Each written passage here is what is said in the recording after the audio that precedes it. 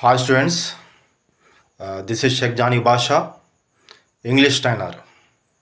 Listen, common errors in English. Next examples. There is 30 students in our class. ఈ sentence wrong అన్నమాట. ఇందులో is అనేది మనం ఉపయోగించరాదు. ఈస్ ప్లేస్లో ఆర్ ఉపయోగించవలెను. ఇక్కడ దేర్ అనేది ఫార్మల్ సబ్జెక్ట్, 30 స్టూడెంట్స్ అనేది రియల్ సబ్జెక్ట్. ఇక్కడ వర్బ్ క్రియ రియల్ సబ్జెక్ట్ని ఫాలో అవుతుంది.